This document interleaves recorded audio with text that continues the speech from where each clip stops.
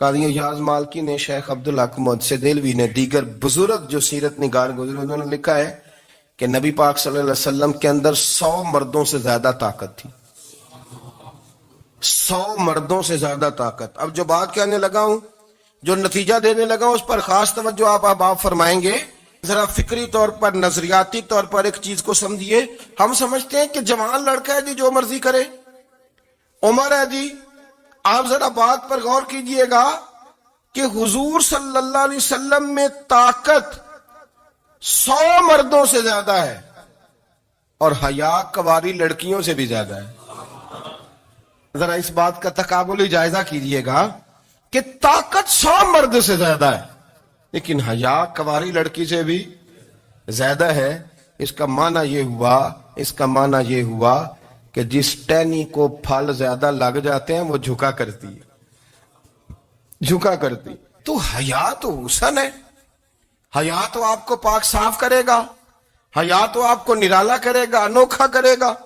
وہ ہمارے ایک دانشور ہیں، انہوں نے مضمون لکھا، کئی باتیں بڑی پسند آتی ہیں. وہ کہتے ہیں کہ میری اہلیہ، ان کو بھی کسی نے مس گائیڈ کر دیا تھا، حالانکہ اچھی خاتون ہے، کسی نے مس گائیڈ کر دیا.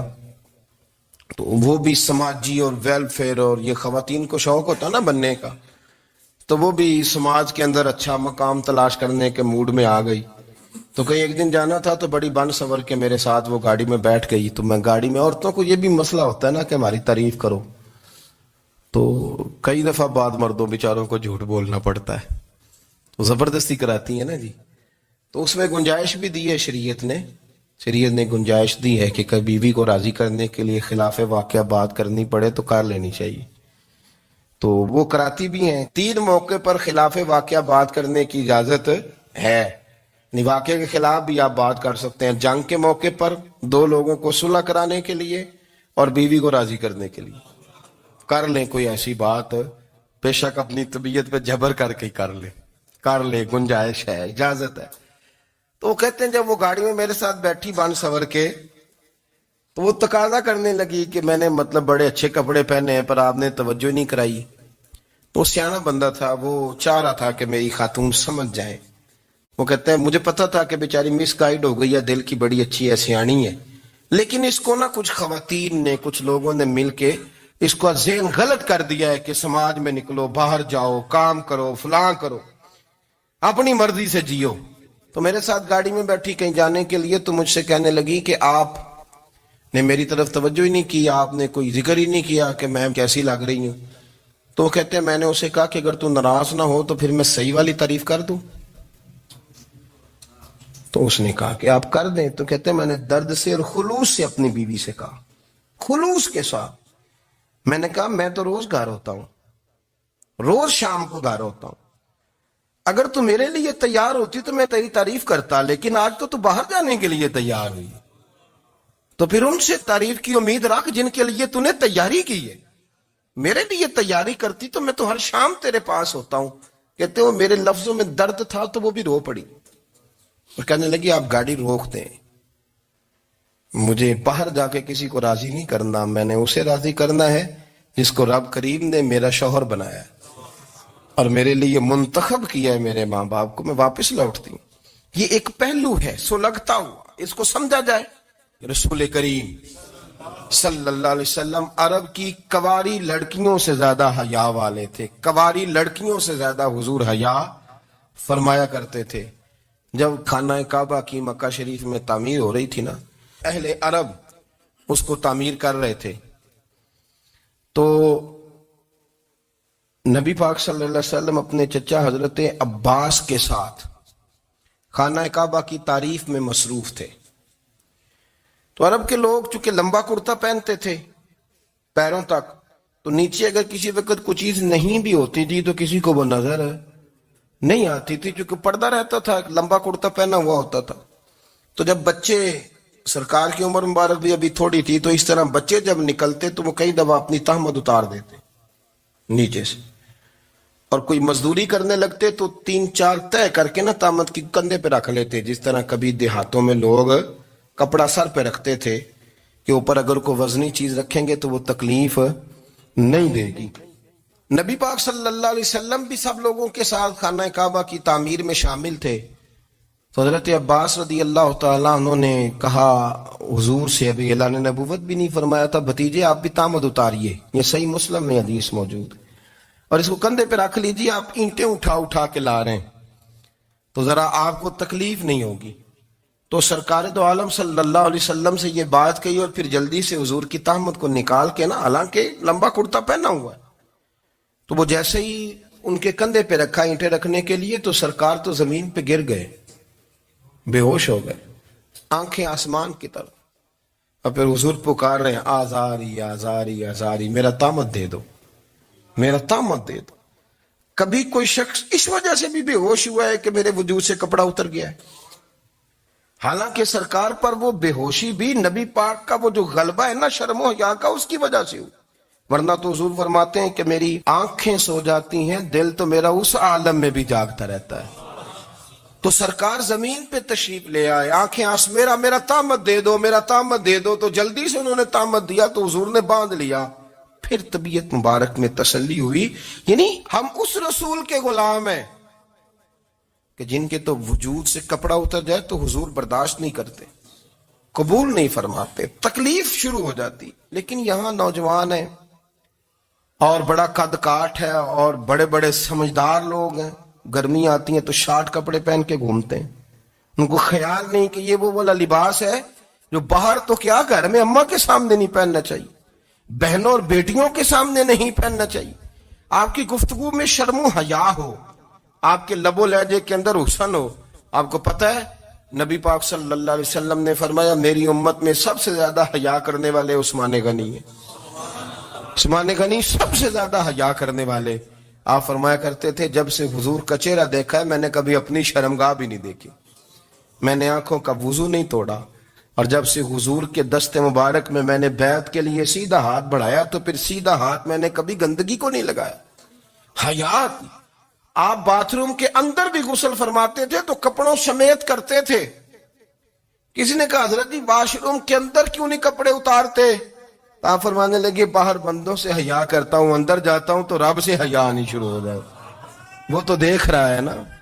تو میں جو بات آپ کی خدمت میں عرض کرنا چاہتا ہوں اس کو آپ سمجھیے گا میرے عزیز، کہ شرم والا مزاج، گفتگو بھی شرم والی، آنکھیں بھی شرم والی، لباس بھی شرم والا، دوستی یاری بھی شرم والی، بہت ساری ایسی باتیں. دیکھیں نا آپ ذرا، میں نے کہا کہ باتوں کو سن کے گزر نہ جایا کریں، اس کی گہرائی پر غور کریں. حضور علم کا سمندر ہے، سرکار سے زیادہ علم دنیا میں کسی کے پاس موجود نہیں ہے، اور صحابہ کو موقع ملا ہوا ہے اس سمندر سے فیض لینے کا. لیکن ان کی حالت یہ ہے کہ حضرت علی المرتضیٰ فرماتے ہیں 14 دن گزر جاتے، حضور سے کوئی سوال پوچھنا ہوتا تھا پر میں شرم کے بارے نہیں پوچھ پاتا تھا. 14 دن بخاری شریف میں موجود ہے.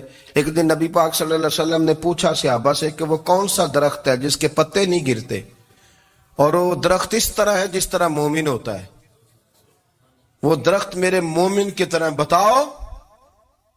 حضرت عبداللہ ابن عمر فرماتے مجھے پتا تھا کہ وہ کھجور کا درخت ہے، لیکن چونکہ ابو بکر صدیق بھی بیٹھے ہیں، عمر فاروق بھی بیٹھے ہیں، مولا علی بھی بیٹھے ہیں، عثمان غنی بھی بیٹھے ہیں، اتنے جید لوگ بیٹھے ہیں، تو مجھے حیا آتی تھی کہ میں کیوں جواب دوں.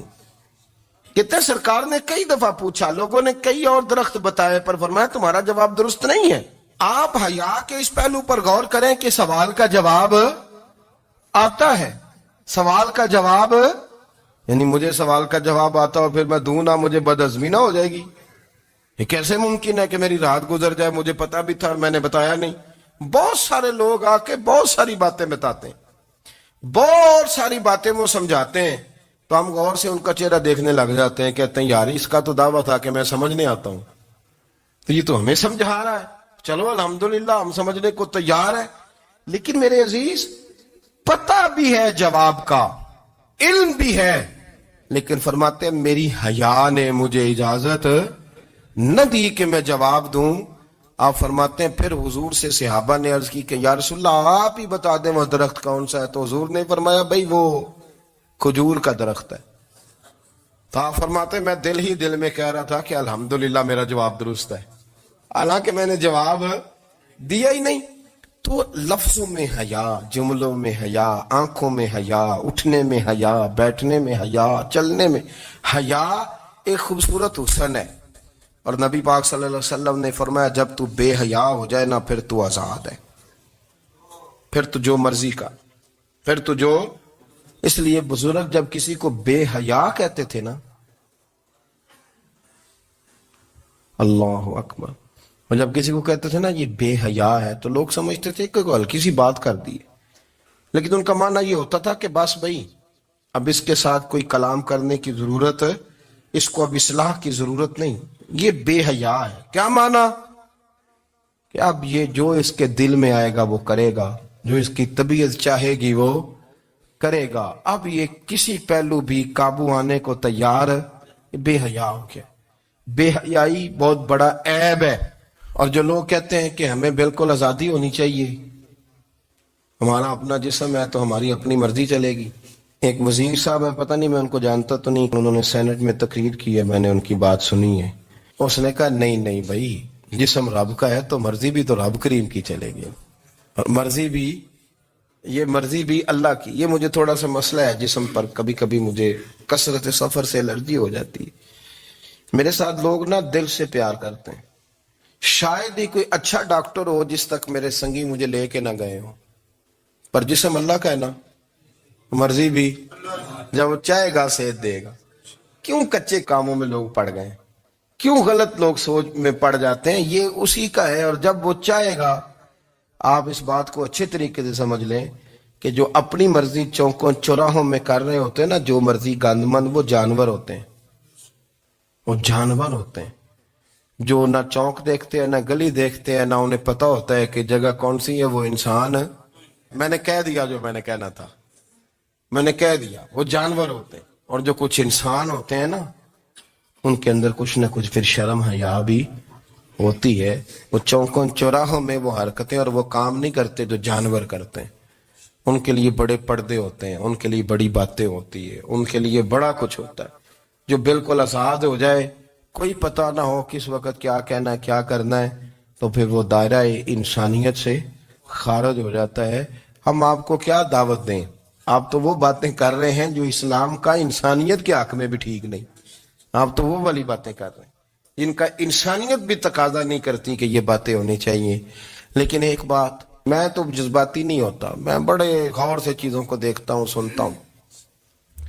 اور نہ میں ان موسمی مینڈکوں کی، وہ مجھے رات ایک صاحب کہنے لگے جی بڑے بڑے مولوی ایک بندے کے ساتھ بیٹھے ہوئے ہوتے تھے اور وہ روزے میں بڑے بڑے درس دیتا تھا تو وہ بھی فلانی حرکتیں کر رہا ہے. تو میں نے کہا ہم نے تو پرانا کہا تھا کہ موسمی مینڈک ہے، تو پرانے کہہ رہے ہیں کہ اداکار ہے. تو وہ جہاں کاسٹ کریں گے وہاں وہ اداکاری کرے گا. آپ کسی مذہبی جگہ کر لیں تو وہاں کر لے گا، کہیں اور جگہ کریں گے تو ہم تو پرانا کہہ رہے ہیں. تو کسی کو کبھی سمجھ آتی ہے تو کسی کو کبھی اور جگہ جا کے سمجھ آتی ہے. ہم ان لوگوں سے پریشان نہیں ہوتے. کیوں؟ سن لیں، کوئی مایوسی نہیں. ان کے اندر جتنا زور ہے وہ لگائیں. یہ ملک بنا ہے رسول اللہ کے نام پہ، یہ اللہ نے تحفہ دیا ہے امت مسلمہ کو. یہ نبی پاک کے نام پہ بنا ہے تو یہاں جھنڈا بھی وہی والا بلند ہونا ہے جو مدینے والے رسول کا جھنڈا ہے، اور یہاں وہی کام چلے گا جو نبی پاک نے بیان فرمایا. تو اس طرح کئی لوگ آتے ہیں، وہ شور شار کرتے ہیں، چلے جاتے ہیں. اتنے نہ پریشان ہوا کریں. بہت سارے لوگ تو بیچارے اس قابل بھی نہیں ہے کہ ان کا نام لیا جائے. مطلب اتنا ہم ان کو اہمیت دے دیں، ان کا ذکر کریں، ان کا نام لیں، ان کی بات کریں، وہ بیچارے اس قابل ہی نہیں ہے. مطلب سٹیٹس ہی نہیں ہے ہمارا. اتنے فارغ ہیں ہم کہ اب جو بندہ آئے گا کہانی چھیڑے گا تو ہم چھیڑ جائیں گے. اور بھائی اللہ کا فضل ہے الحمدللہ تعالی، لوگوں نے بڑا شور کیا اور بڑے زمانے سے دنیا شور کر رہی ہے، پر اللہ کے گھر مسجدیں بھری ہوئی ہیں. یہ جو بچیوں کو بچے مس گائیڈ کرتے ہیں، انہیں بڑے بڑے خواب دکھاتے ہیں، وہ بیچاری ماں باپ کو چھوڑ کے، بہن بھائی کو چھوڑ کے اس کے ساتھ شادی کرتی ہے. پھر جو اس کا بعد میں حشر ہوتا ہے، آپ ادلیاں نو سردار پہن تکے تے شرما والیاں نو جھوٹے ڈولیاں دے. پھر وہ بیچاری ماں باپ رکھتے نہیں، وہ ظلم کرتا ہے تو کتنی بڑی تکلیف میں وہ بچی آ جاتی. نازک شیشی ہوتی ہے نا تو ٹوٹ جاتی. یہی حال اب جدید خواتین اور یہ جو کچھ اینکر پرسن ہیں، یہ اصل میں نا یہ آپ کو سیاست سکھاتے ہیں، لیکن یہ مادر پیدر آزاد لوگ ہیں، بالکل آزاد۔ یہ تو علماء شور نہ کریں، بات نہ کریں، گفتگو نہ کریں، مشائخ بات نہ کریں، اور یہ جو کچھ سنجیدہ اور دینی طبقہ ہے یہ کوئی شور نہ کرے، یہ تو روڈوں پہ ننگے ہو کے آ جائیں معاذاللہ۔ خوفناک نظریہ رکھتے ہیں یہ لوگ۔ عورت کو کہتے ہیں تیرے حقوق ہم تجھے لے کے دیں گے، مثلاً وہ کون سا حق ہے جو تم نے لے کے دینا ہے؟ میرے نبی کریم صلی اللہ علیہ وسلم اس کو بیٹی بھی بنایا ہے، اس کو بہن بھی بنایا ہے، اس کو ماں بھی بنایا ہے، اسے بیوی کا عالی شان رتبہ بھی عطا فرمایا ہے۔ اور چونکہ بیٹی کا بھی حق بڑا بیان کیا جاتا ہے، بہن کا بھی، ماں کا بھی، اور بیوی کے معاملے میں لوگ سمجھتے ہیں کہ زیادہ بات نہیں کرنی چاہیے، شاید مسئلہ خراب ہو جائے۔ حالانکہ نبی پاک صلی اللہ تعالی علیہ وسلم نے بیوی کے بارے میں پتہ کیا فرمایا؟ فرمایا جب تم نکاح کر لیتے ہو تو اپنا ایمان محفوظ کر لیتے ہو۔ اب میں اس کی شرح نہیں کرتا، اب خود کر لیجئے گا کہ وہ ایک ایسی شخصیت ہوتی ہے کہ جس کی موجودگی میں آپ کا ایمان محفوظ ہے۔ اب میں نہیں سمجھتا کہ اس سے بڑی بات کوئی اور ہو سکتی ہے، جس کی موجودگی میں آپ کا ایمان، اور بھئی یہ حدیث پاک عرض کر رہا ہوں، نکاح جب کوئی کر لے تو اس نے اپنا ایمان مکمل کر لیا۔ اس کا معنی یہ ہوا کہ آپ کا ایمان محفوظ ہے اس کی موجودگی میں، تو اس سے زیادہ بھی، یعنی ایمان سب سے قیمتی چیز ہے نا، تو اس کے محفوظ ہونے کی وجہ حضور نے نکاح بیان کر دی۔ تو اب میرا خیال ہے بیوی اگر کوئی اس سے بڑا حقوق مانگے گی تو بیوقوفی کرے گی۔ اتنا بڑا درجہ نبی کریم نے اسے عطا کر دیا، اتنا بڑا مقام دے دیا کہ تو خامند کے ایمان کے محفوظ ہونے کا ذریعہ بن گئی ہے۔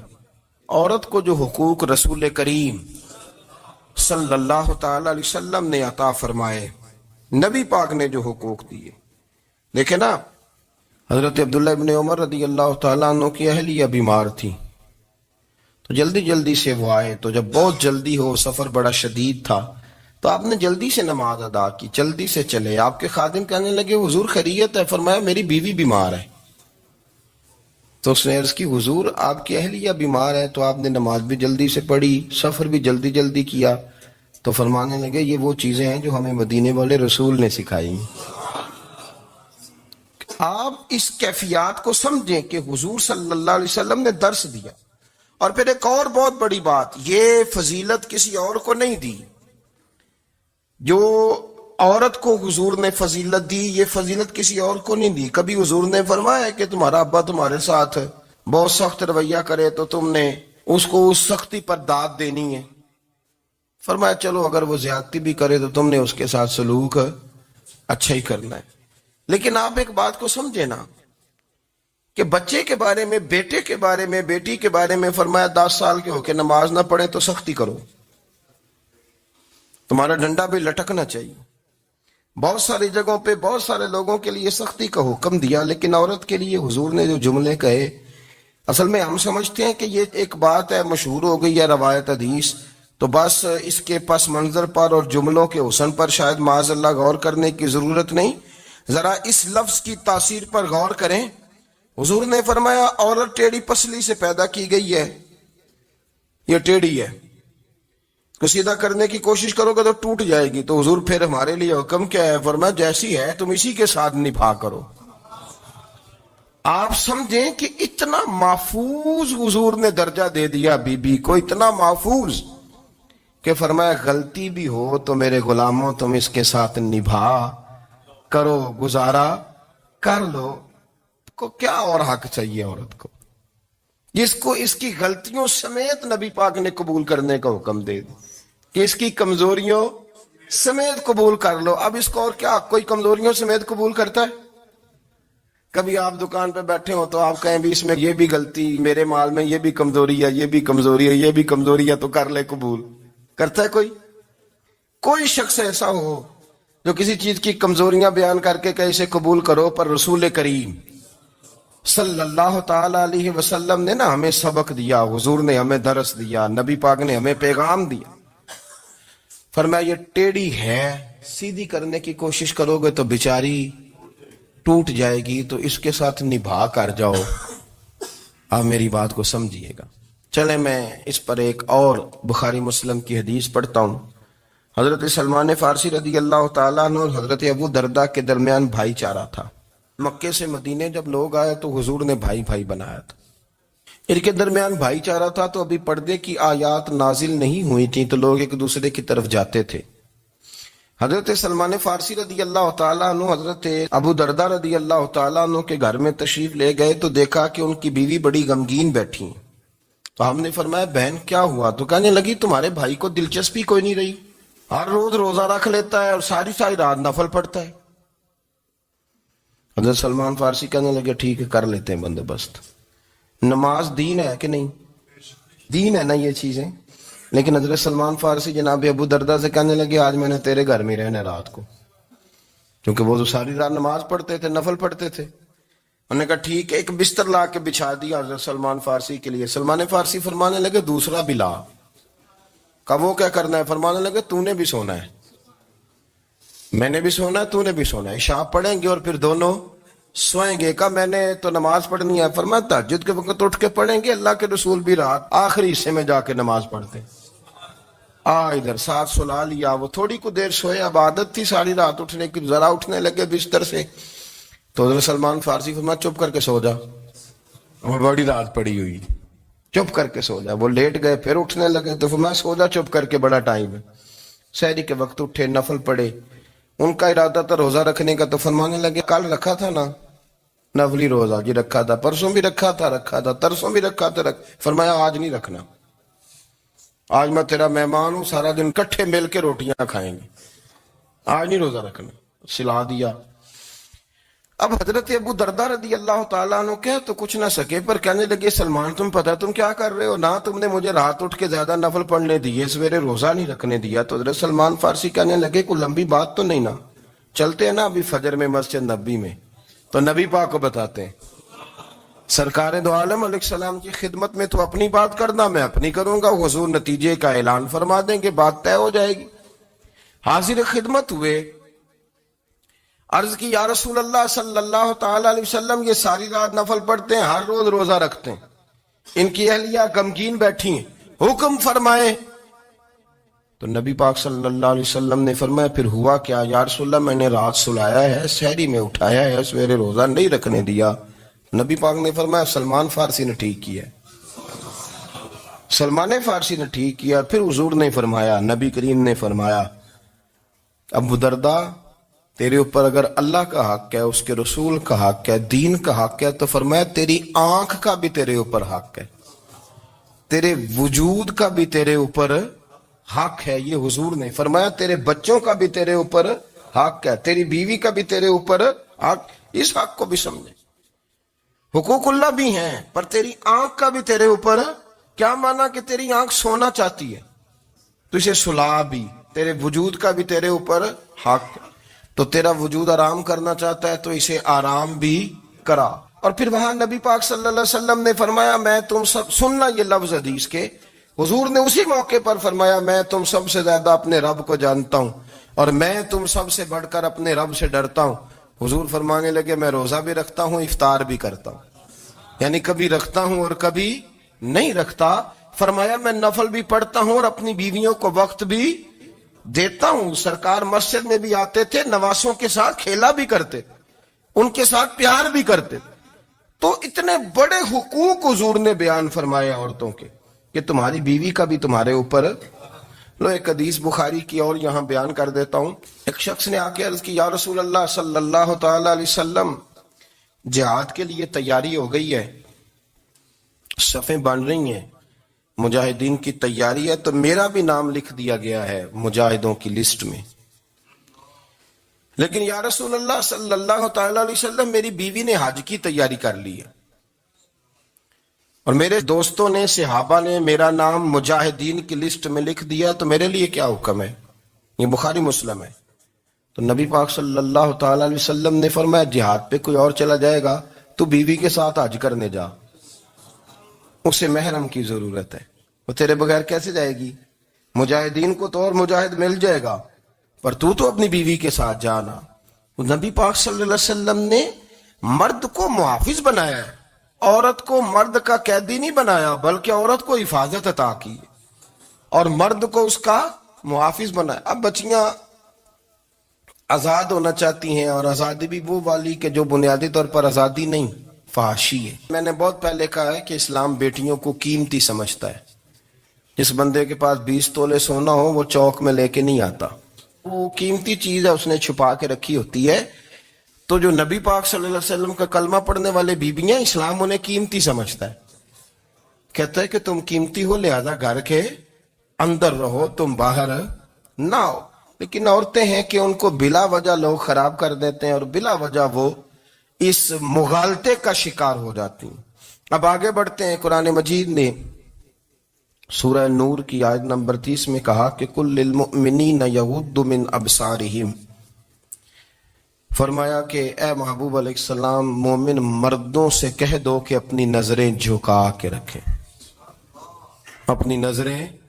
اور اگلی آیت میں فرمایا وَقُلْ لِلْمُؤْمِنَاتِ يَغْضُضْنَ مِنْ أَبْصَارِهِنَّ, فرمایا کہ اے محبوب مومن عورتوں سے بھی کہہ دو کہ اپنی نظریں جھکا.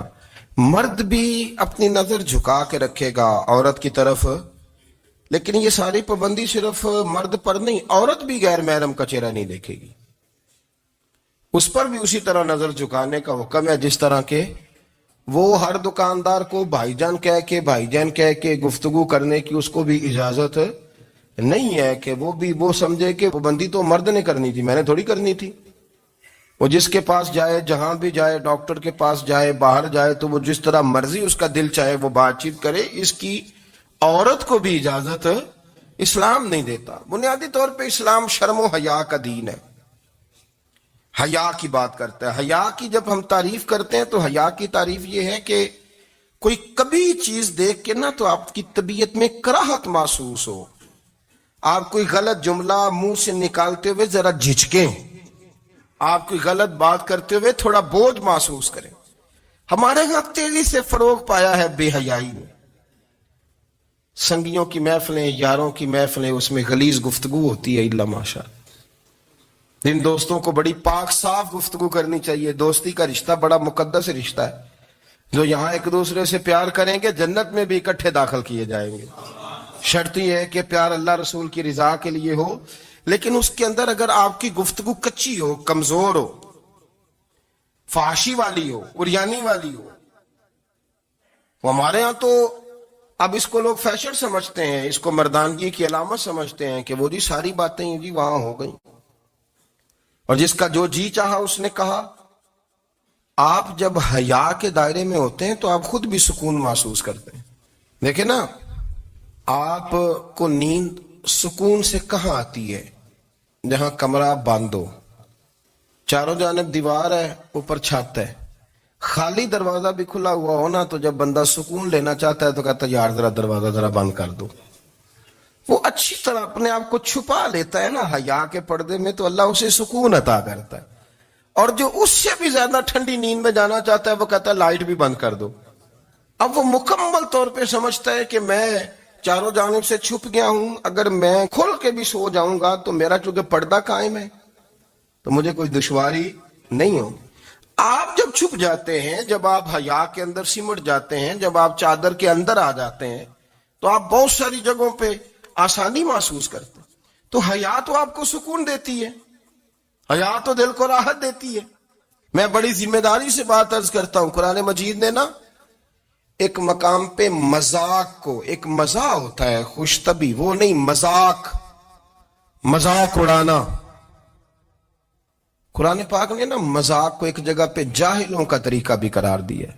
بنی اسرائیل کے لوگوں سے حضرت موسیٰ نے کہا کہ گائے ذبح کرو اور ایک ٹکڑا مقتول کو مارو, زندہ ہو کے خود بتا دے گا مجھے کس بندے نے قتل کیا. تو کہنے لگے آپ ہمارے ساتھ مذاق کر رہے ہیں. تو قرآن مجید کہتا ہے کہ حضرت سیدنا موسیٰ علیہ السلام فرمانے لگے اعوذ باللہ ان اکون من الجاہلین, فرمانے لگے میں اللہ کی پناہ مانگتا ہوں کہ میں جاہلوں میں سے ہو جاؤں. یہ مذاق کرنا تو جاہلوں کا طریقہ ہے. اگر آپ کی زبان سے بے حیائی کا جملہ نکل گیا, اگر آپ کی زبان سے بے حیائی کا جملہ نکل گیا, آپ نے کہہ دیا کہ ہم آزاد لوگ ہیں, جو مرضی کریں گے, جو مرضی کہیں گے, جو ہمارا دل میں آئے گا کریں گے, تو پھر تو لوگ آپ کا وہ حشر کریں گے کہ آپ سے برداشت ہی نہیں ہوگا. جس کا لوگ مذاق بنا لیتے ہیں اور جو مذاق بن جاتا ہے پھر اسے کچھ جینے دیتا ہے. آپ حیا کی چادر میں چھپیں گے تو بچیں گے. اگر آپ نے اپنا مذاق بنوا لیا یہ کہہ کے کہ میں نے مرضی کرنی ہے، پھر یاد رکھنا چھپنے کو جگہ نہیں ملے گی، پھر تکلیف میں آ جائیں گے، پھر بہت بڑی اذیت کا شکار ہو جائیں.